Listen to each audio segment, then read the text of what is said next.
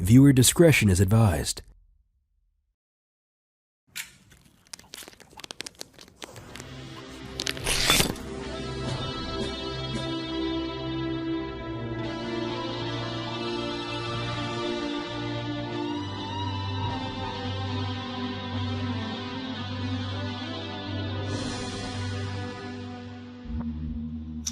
Well, good evening and good morning and good day and good night, wherever you are.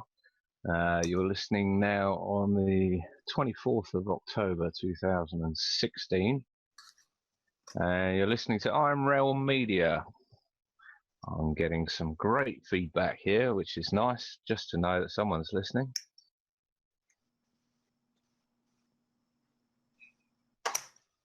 What we got coming up is a podcast on survival and prepping. And this evening we're joined by Mike, who is a 5-year veteran as a survival instructor. He's certified and trained by Ben Gould. And who'll be joined will be Patrice, who'll be asking all the questions that you want to know about prepping. Take it away, Patrice. Okay. All right, Mike, we're very happy to have you here on the podcast tonight. Thank you. We know you have a wealth of information and knowledge, and we're basically just going to be scratching the surface tonight with some basic questions about prepping and survival. Mm-hmm.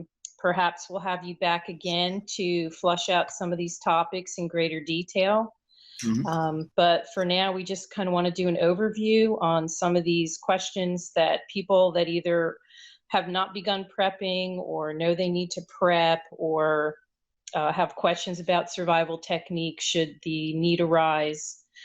We just want to get folks started along those lines, thinking of what they can do to prepare for themselves and their families. So, okay, where would you like to start? Well, I always like to ask people, you know, if you have to boil it down, what is the single most important thing that you would want to tell folks about prepping? I know there's a lot, but what's the single most important thing you would want to tell us? Mindset. Mindset is absolutely everything. You could have all the gear in the world, you could have all the food in the world, all the bullets in the world, but if you don't have your mind right, it will never work. The biggest thing that I found out in the field is that people are completely unprepared. People have a hard time understanding that the situations that they're going to experience in the field or during a lights out or during a grid failure, the biggest thing that they don't understand is that these situations are completely fluid and everything they've trained for may not be what they actually experience. The biggest thing. Go ahead. I'm sorry. No.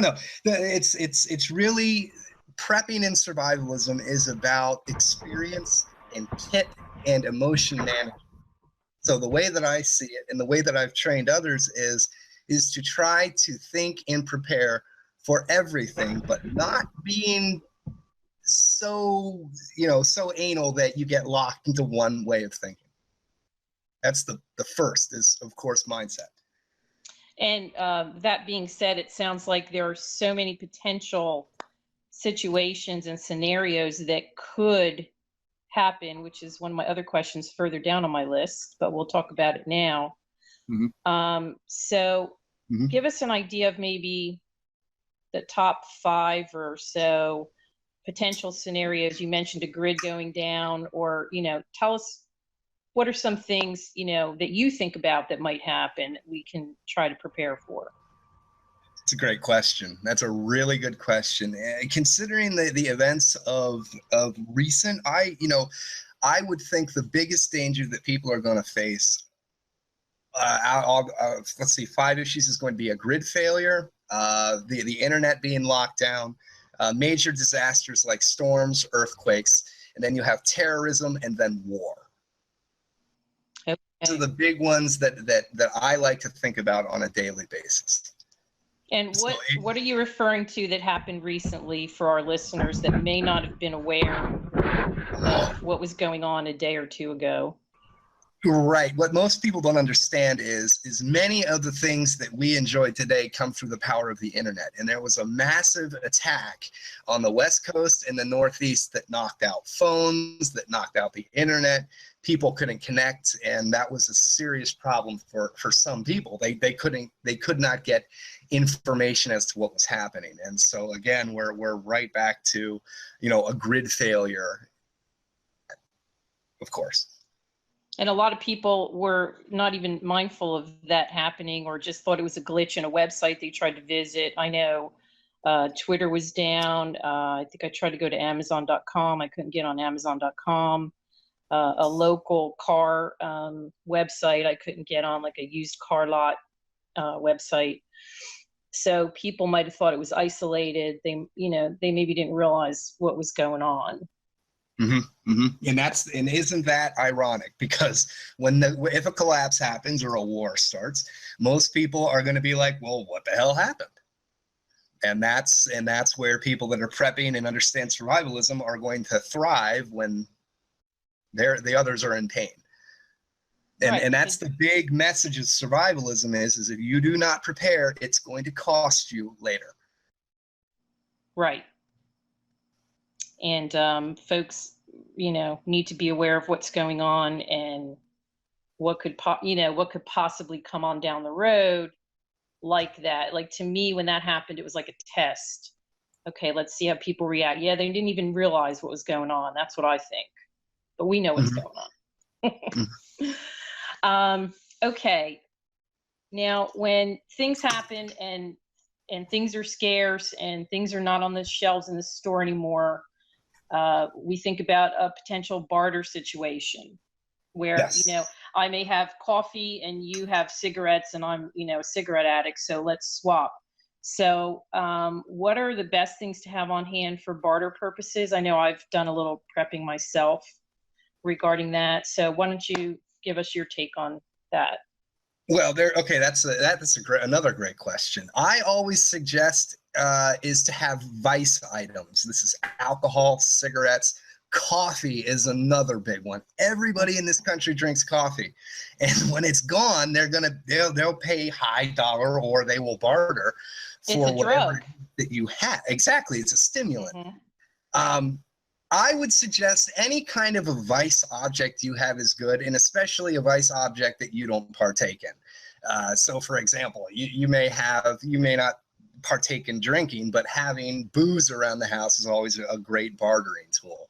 I don't suggest giving food and water away or bartering that, of course, because number one, you're giving away your own food, and number two, you're indicating to other people that are hungry, oh, look, this guy has food. Exactly. Or this woman has food. Right. So I would suggest that vice objects are always going to be your best bartering tools.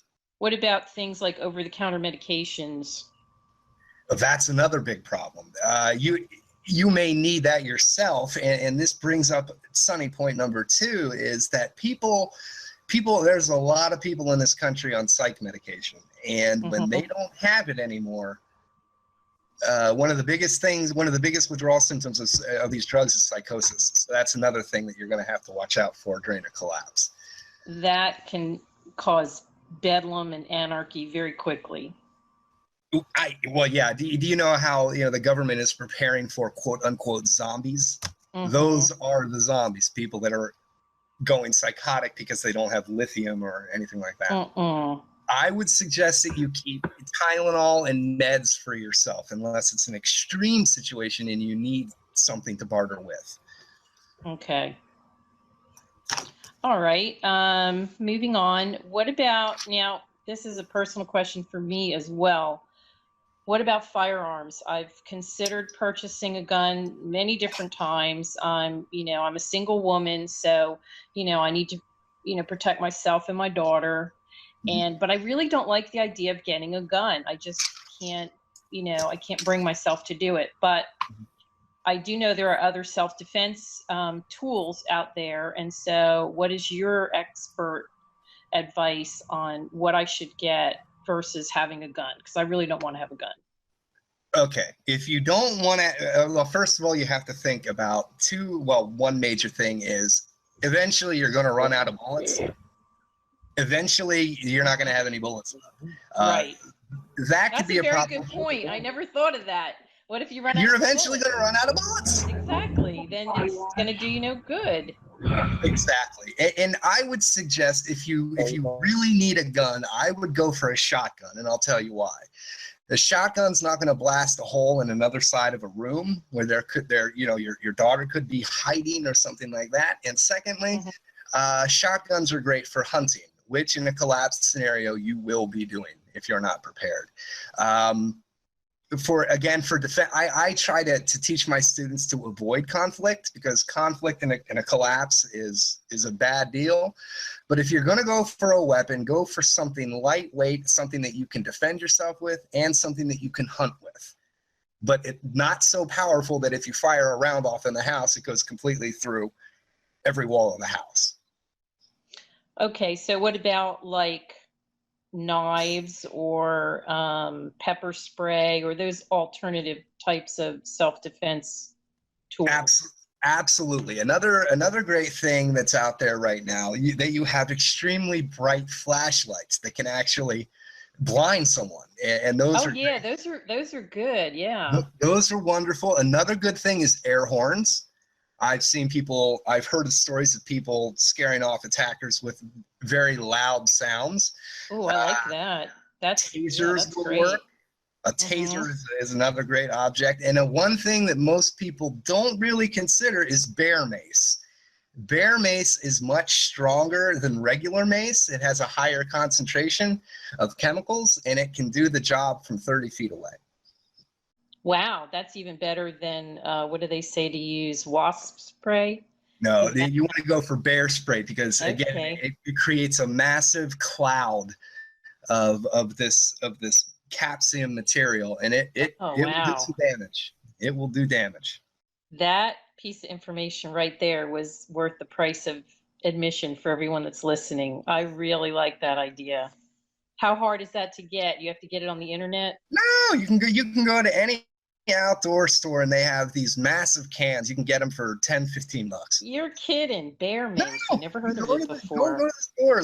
Look for bear mace. I'm gonna get some of that tomorrow. There you go. But again, I urge people to remember that eventually you're going to run out of bullets, eventually, and you want to try to avoid conflict. Conflict is the last option. Right. Yes, Well, you may survive an encounter with somebody, but you may be shot in the process, or cut, or stabbed. So, yeah.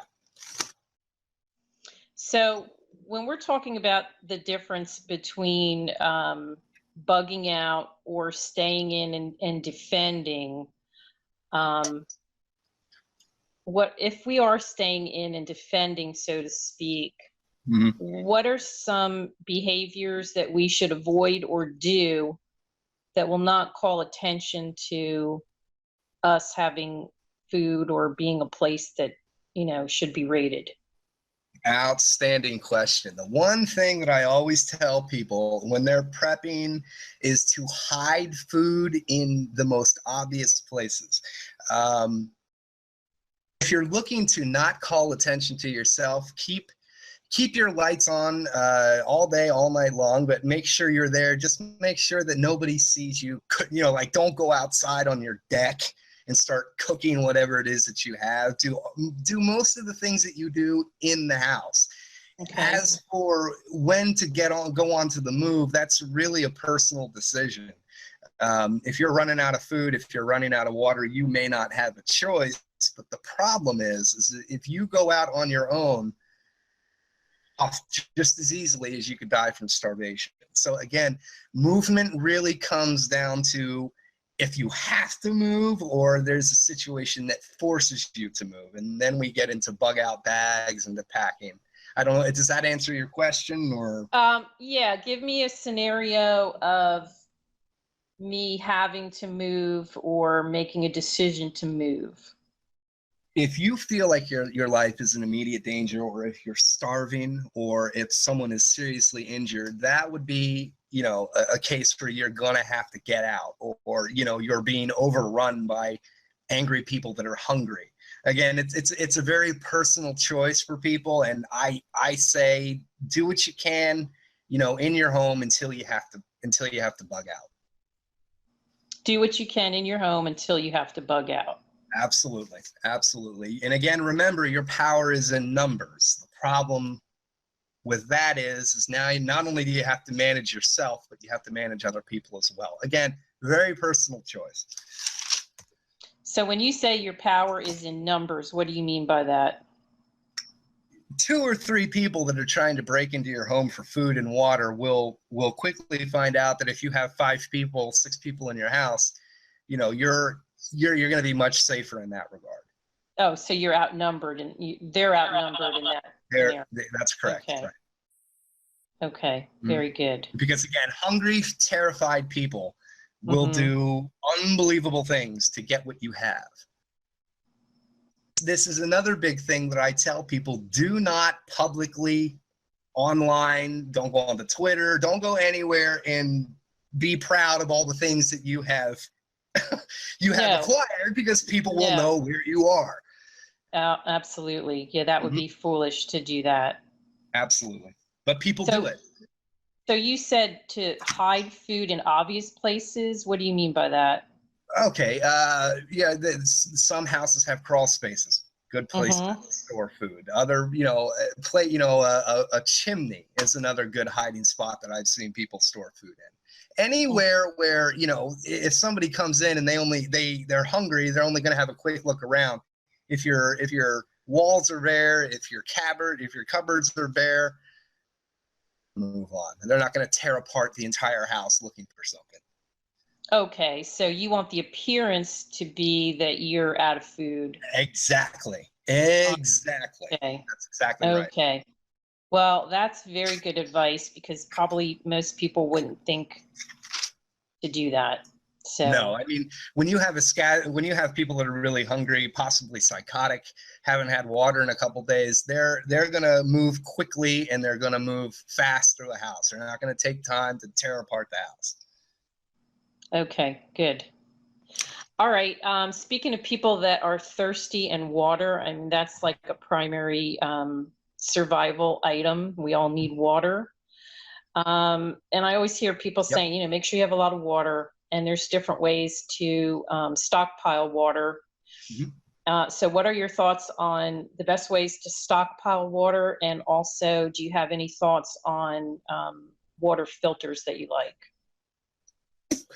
Okay, well, let's start with water. The easiest way, of course, to start storing water, what I like to do and what I tell other people to do is to get those big kitty litter cans that you can buy just about anywhere, that are basically giant jugs, and you fill up as much water as you can, store it all over the house. And the reason I say store water all over the house is if you have an earthquake or a building fire or something major happens and you're trapped, you have water close by. Store as much water as you can. And this leads into point number 2. Lots of times, if you do have water, you can add drops of bleach to it to disinfect it. As for water filters, the best ones that I can suggest are the ones that are gravity fed, or the ones that you can take into a stream like the Life Streams, and literally they will work for months, and all you have to do is clean the filters out. Life straws, you mean? Yeah, I'm sorry, Life straws. Yeah, I have a couple of those. I think I bought like 3 of those. Those are perfect. And again, because they're lightweight, and you can take them if you do have to bug out. Absolutely. And you can purchase just the filter, or you can also purchase the little jug, so you have your personal water on you. Absolutely. You can fill up the little jug and then screw in the filter, and it's your personal water bottle. And another great thing are camelbacks. They have different kinds of designs for camelbacks, which are also nice to have, because you can just strap it on and go. What's a camelback? I don't know about those. They're like little backpacks, but they're just big water containers. Oh, okay. And they have like a little straw, and you pull the straw out and you just suck on it. I gotcha.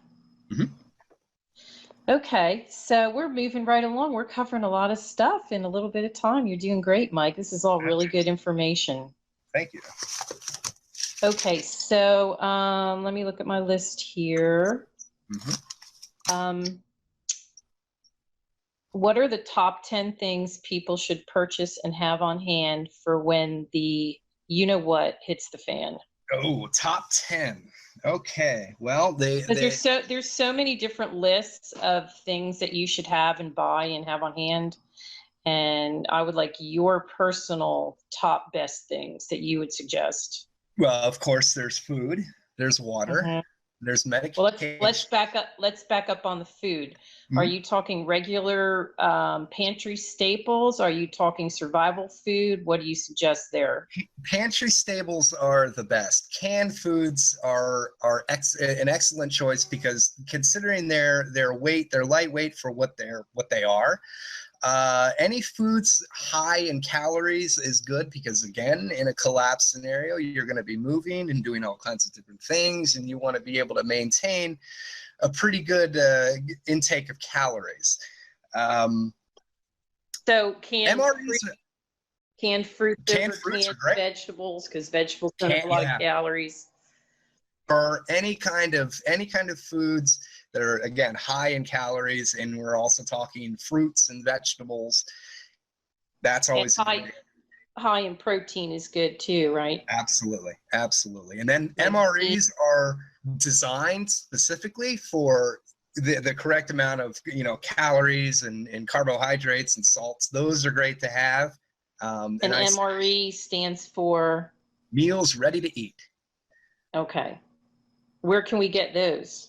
You can buy those anywhere. Those are dehydrated meals, correct? Yes. Well, some of them are. You can buy them pretty much anywhere online. Even, military stores is a great place to get them. Yes. You can buy them online. Do you have any particular brand that you prefer over another? Nope. They all taste like crap anyway. Actually, I bought some and I can't remember the brand name, but it's really good. Well, we had to try one to make sure it was like beef stew or something. Oh, of course. You have to try it out, don't you? You had to try it out. It was good though. It was really good. But those kind of foods are expensive, but what's nice about them is they're lightweight because they're dehydrated. And one little packet's like an ounce. I mean, they're really lightweight. Absolutely. So, and the next thing that everybody in the family has to remember is their own personal medications. What medications do you take on a regular basis? Those are the things that you're going to want to stock up on because, again, during a collapse, the first thing that's going to be looted are stores and hospitals and, Rite Aids and things like that. And you're not going to have meds anymore. So that's another big one. So you're saying to get like a 3-month prescription 3 months filled ahead of time? Absolutely. Of all the meds that you take, unfortunately, again, we come back to the dependence on medication and how it's not really a good thing to be chained to when you're not going to have them anymore. Right. So people should maybe plan on weaning off within that 3-month period of what you have remaining to try to maybe wean off it. Well, I don't like giving medical advice, but I can tell you one thing. I tell my students, if you're on medications, get off of them because you're not going to have them anymore at one point. They're going to be gone. Well, that's very good advice, and I certainly would not construe that as medical advice. Oh. I would construe that as common sense. Oh, yeah. You would think, but sometimes it's just not there. Well, and that's why we're doing this podcast, because we want people to think about these things because, maybe folks wouldn't think about that normally. So that's a very good point. Okay, so we have water. Remember that also with meds comes vitamins because, again, during a collapse scenario, you're not going to be eating the same things at the same times, and you still need to maintain all of your daily vitamin intakes. So that's another big one. Always have multivitamins laying around. Okay, and you and I talked personally recently about this, and what other vitamins were you suggesting? D3 and what else? D3 and a multivitamin is good. I know a couple people that take colloidal silver. I haven't taken it, so I can't testify to its effects. But a multivitamin, D3 are always good to have. Vitamin C, I think you had said too, right? Right, but that comes in a multi. That comes in a multi. Okay. Mhm. Yes. Yeah, because Now, we're not going to be getting all the nutrients that we normally get when we eat properly. especially if you're rationing. If you're rationing your food intake, what you're going to have to do, you're going to go through what's called intake shock, which is where your body isn't reacting properly because it's not used to having the lower dosage of food and vitamins. So again, very, very, very important. Great information. Okay, so I think that's 2 or 3 things. What else you got for your top? Another big one is communications. Now, some people will say and testify to the fact that having a Faraday cage is a great thing. You can put your phone in there, blah, blah, blah, blah, blah. What's that? I'm not familiar with that, Mike. It's basically a cage that protects from EMPs, right? Oh. It's a continuous metal cage. The problem with the theory of Faraday cages is even if your phone is safe and not hit from an EMP, everything else has been, including radio towers. So I don't. It's not going to work. Exactly. I don't suggest people waste their money on these kinds of things. But what I do recommend for communications is transceivers. And a transceiver is a radio that can pick up and transmit on certain frequencies. It's like a walkie-talkie? A glorified walkie-talkie can pick up ham channels and police scanner frequencies and everything else. And the reason that I say that is because if you're out amongst others during a collapse, you want to be able to maintain communication with other people. And this is true even for neighbors across the street. So having a transceiver is extremely important. Get 2, one for you and one for a family member. Okay. And yeah, we've talked about that, and I have that in my Amazon cart right now. Right. And the big thing that people need to realize is once the grid goes down, the internet's gone. So what I recommend to people is that when they get their transceivers, they look up all of their local frequencies, police, fire, National Weather Service, military, write those numbers down and keep them handy, because if something does happen, you're going to need those frequencies. And, with what happened a day or 2 ago with the internet, and realizing how utterly, totally dependent we have become on the internet and getting all our information from the internet, I mean, it's going to be like we're thrown back into the Stone Age and we're not going to know what to do. That's exactly what's going to happen. It's going to be crazy. It is. And the sad thing is most people are not prepared for this. And when it does happen, and yeah, you brought up a very good point. The people have become so dependent upon technology, they've lost the skills that they're going to need to survive this. And it's sad. Really, really sad. Well, I'm a big lover of books. Mm-hmm. So maybe, and you don't have to do this right now, but we could maybe add it in the notes to our podcast when it goes on YouTube on some survival books, because. Oh, sure. There's a couple that I can recommend right now. There is a book that you can buy. I believe that you can get it on Amazon still. It's called The Ultimate Survival Guide. And it was written by John Lofty Weissman. Excellent book. Okay. And I have another one here. It's sitting around my office here somewhere. Let me look it up. There's a couple really good ones, but the big one that I recommend is anything from Weissman. He does some really good work, and he covers a lot of different resources, everything from, hunting and collecting food to land navigation and everything in between. Okay, great.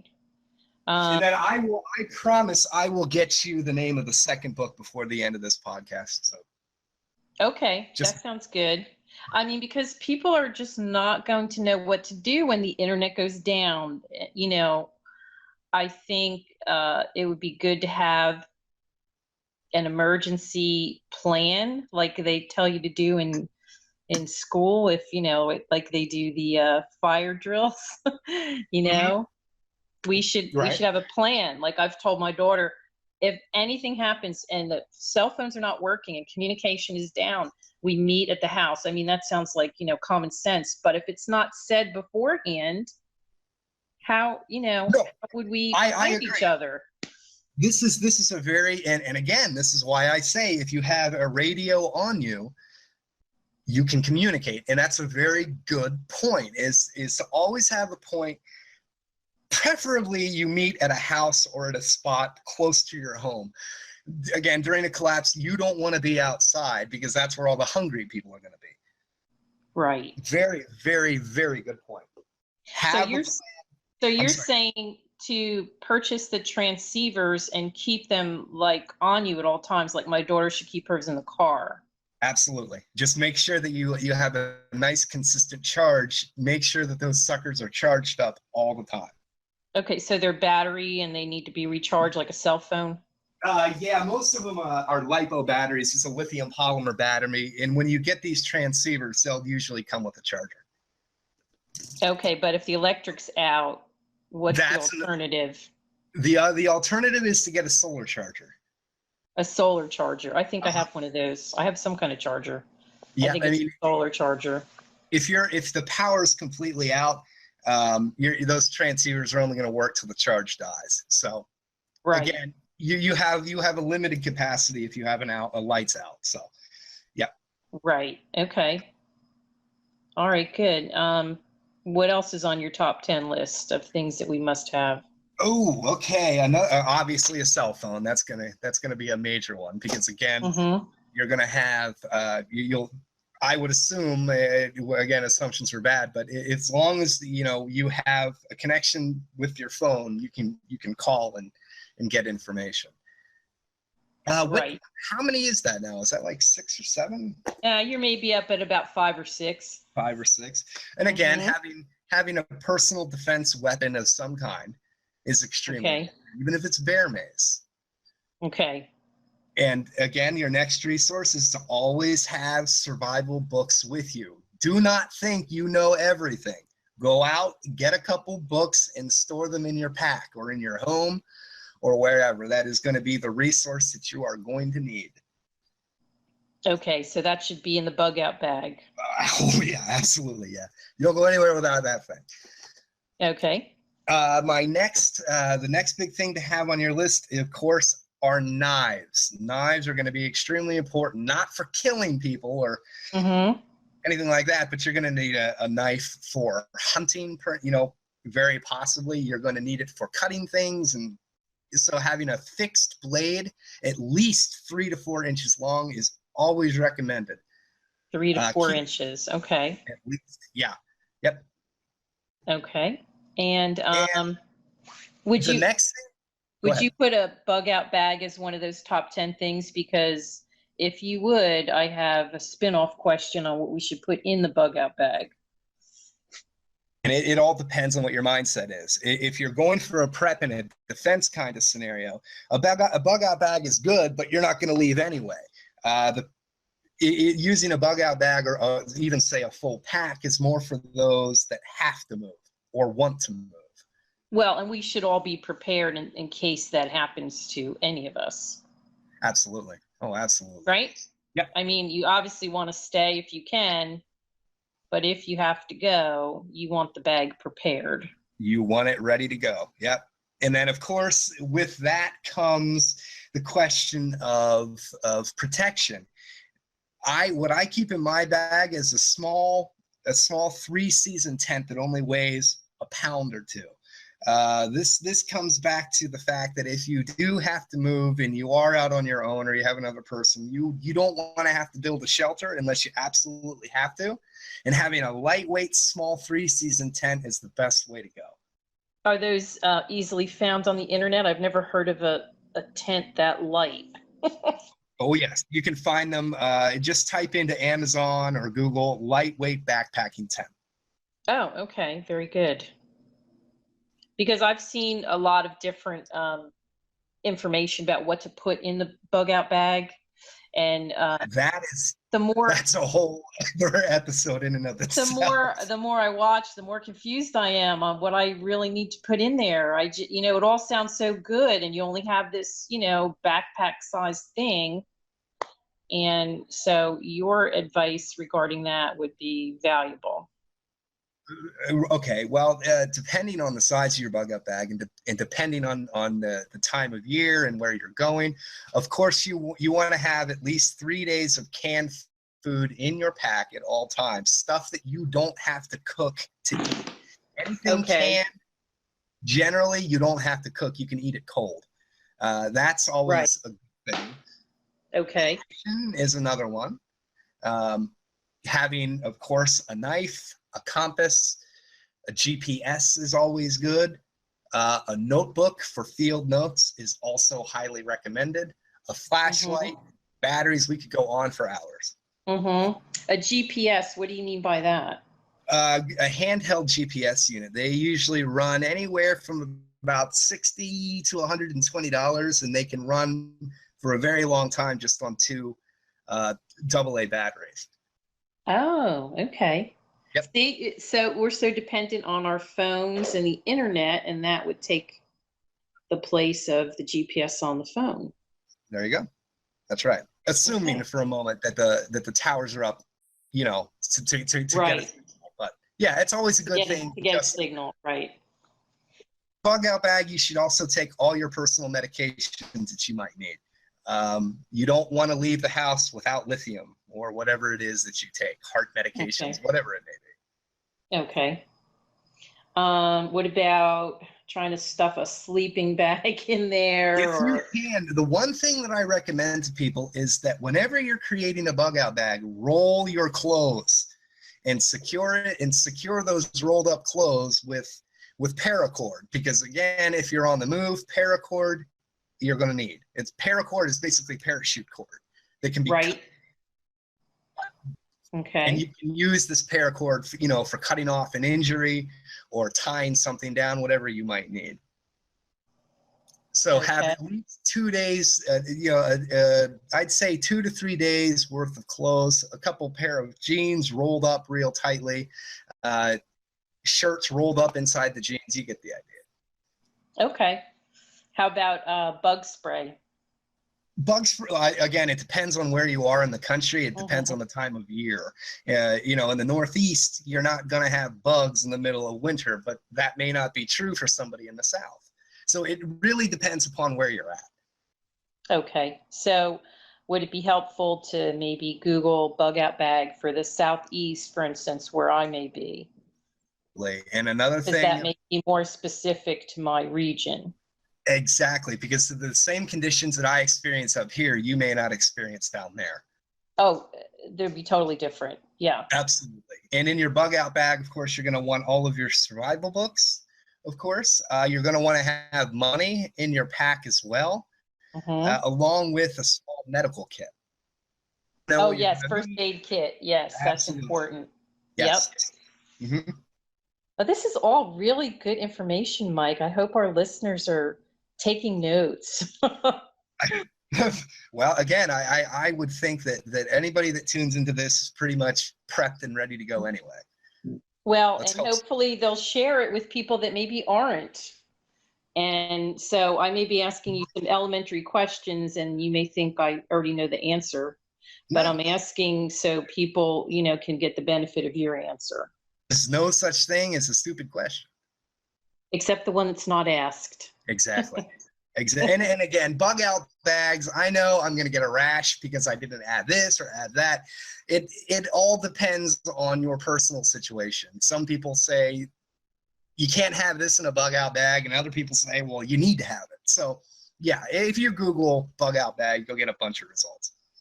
Okay. Well, your input was very helpful, so that's great. Always carry batteries. Batteries can not only power your GPS, they can also start fires as well. So having batteries is another cool little thing that you can just toss in your pack. Oh, well, I have a question about fires that we're going to get to. So sit on that information for a minute about the batteries and the fire. Sure. Always carry a couple lighters, a couple books of matches in your bug out bag as well, because if you're stuck outside, fire is going to be concerned. And, you know, that sounds like of course it's common sense, but I don't have any lighters or any matches in the house, you know? I mean, I would have to go out and purchase them on purpose.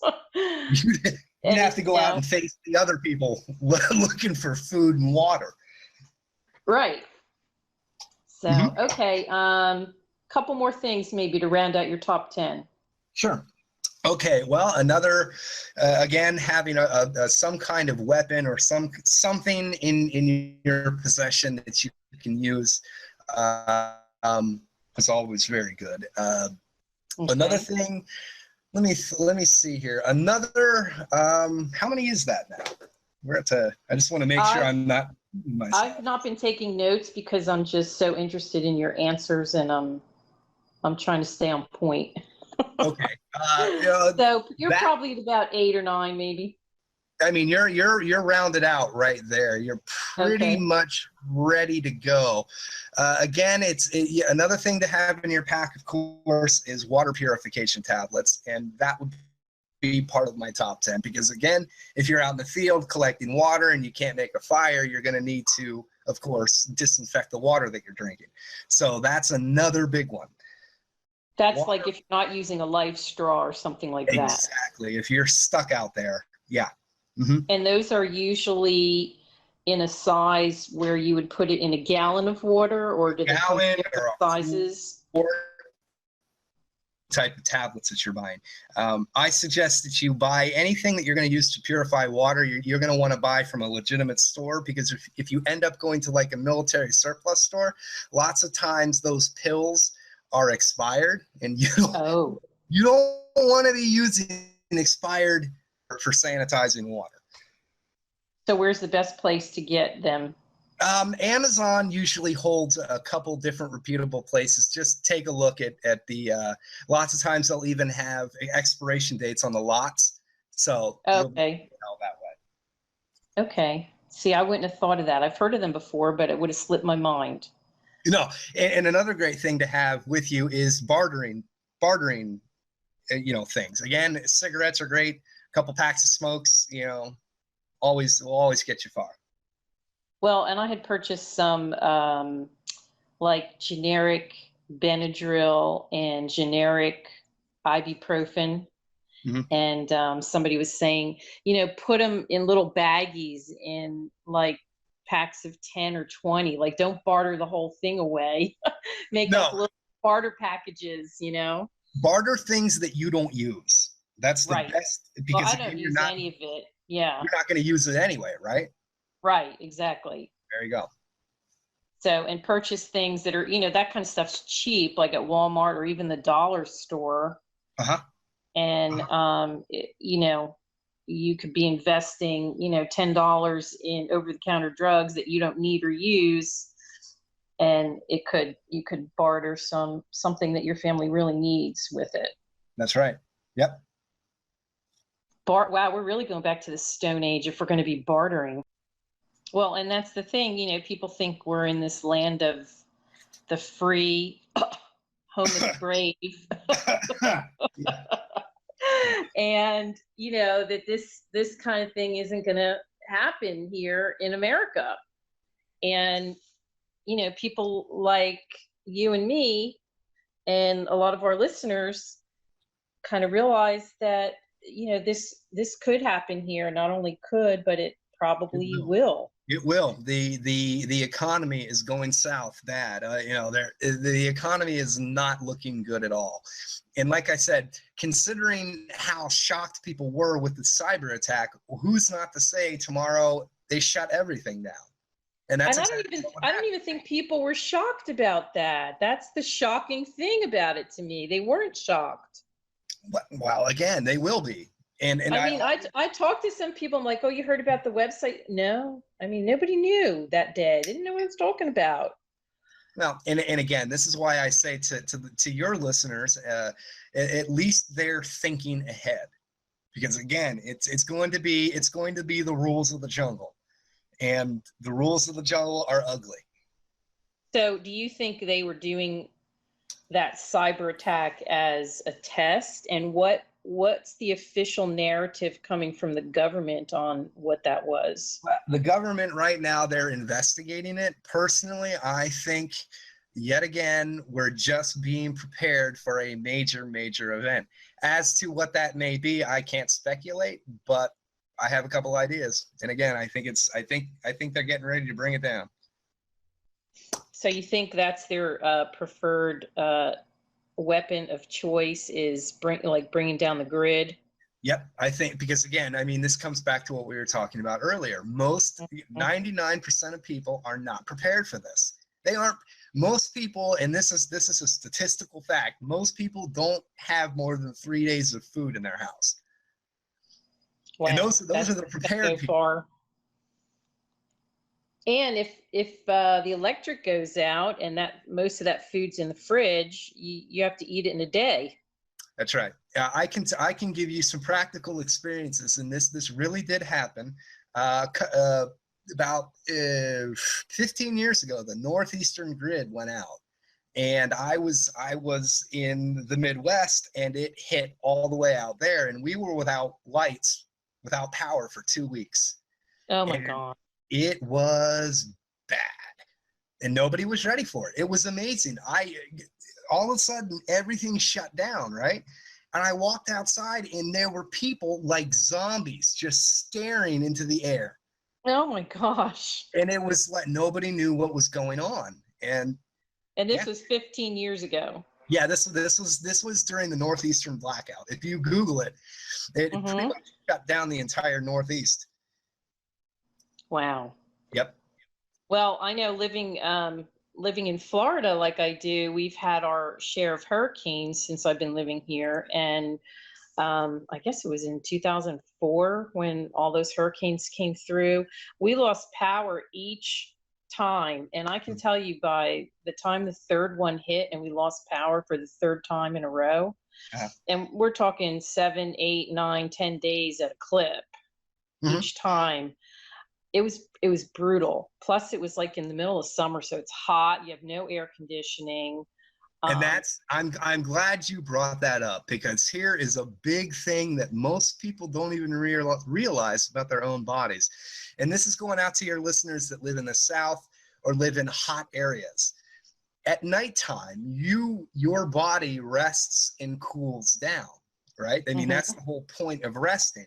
But during a collapse, if it's warm all day, all night long, that's actually more dangerous than just having hot days, because your body doesn't have a time to cool down. It's constantly under stress. So warm nights are actually more dangerous than warm days. And this again comes back to being able to cool your body down. Just a quick heads up to just keep that in the back of your mind. So so that puts a lot of stress on your body. Absolutely. Absolutely. Oh, and if you're already rationing, you could be in for a hell of a problem. Right, because now you're not getting the nutrition that you need on top of. And your body's working 10 times harder to clear itself of heat. Right, to cool itself down. That's exactly right. So would you go ahead? Go ahead. No, you please. I was just going to say, would you round out your top 10 list with getting a generator? That's a mixed bag, because again, it can only run for so long, right? What about I know there's solar generators. There's solar ones generators are a great thing to have. Absolutely. I mean, they're kind of expensive though. I tried pricing them at one point. They're pretty expensive. They are. That's the problem. They're expensive, and considering all of the geoengineering that's going on, you're going to lose 60 or 70% of the power of the sun anyway. So that's another issue. I don't suggest people rely upon things that need constant maintenance and uptick. You know, like generators, you're always going to be having to search for gasoline, and they're only going to run until the gasoline wears off or burns out. Well, I actually just purchased one, and it was not real expensive. It was like $300 at Walmart, and it's not gasoline, it's propane. And I kind of thought that might be a little easier to fill up than gas, because people don't need propane for their cars. Right. The problem is everybody else is looking for propane, is going to be hunting for it as well. So again, you're dependent upon a system. And true survivalism means not depending on any system. Right. Again, I'm not telling you you're wrong or listeners Right. are wrong. It's just we have a difference on what we need to depend on. That's all. Right. Well, and I'm thinking, if it's a temporary situation that's not going to deteriorate into, worst case scenario, but it's something that can, Sure. Yeah, and I'm not saying don't buy one. I'm just saying that in a long-term situation, it's not really. It's not a long-term fix. You're right. Exactly. Yeah. And, for $300, if it gets you through a week of no, because I have a couple of tanks full already. Mm-hmm. If it gets you through a week of no electricity, because I don't know, my theory is I think the things that are happening kind of come in spurts and in increments. Mm-hmm. Like what happened with the internet is probably, may happen again on a larger scale, but not like full blown, okay, now it's all out, what do we do? I just think that things happen in increments, don't you? Yeah. Did somebody want to cut in here, or I heard somebody talking? Yeah, we're getting a lot of good feedback. Actually, you guys have done an outstanding job for us today, and what Great. yeah, it's been phenomenal. It's been a blast. It's been a blast. So what I was gonna say is would you like to kind of summarize, both of you guys, and maybe or parlay for another day, and let's kind of let's button it up and finish how you guys would like. Okay, I can say to all the viewers out there, thanks for listening and tuning in, and I can tell everybody with specificity and certainty, prepare for anything that you don't think you're going to prepare for. Be prepared for anything, because anything is going to happen. That's what I would say. It's not might happen, it's going to happen. It's going to happen. Absolutely. Right. Great advice, Mike. Well, your input has been invaluable. And like I said, I hope our listeners were taking notes. And I appreciate the opportunity to be asking you the questions and chatting with you about this tonight. Absolutely. Thank you guys for hosting me. I really appreciate it. Thanks, Mike. You're very welcome. So thanks everyone for listening, and we'll talk to you soon. All right. Have a good night, guys. Excellent. Good Cheers, night. James.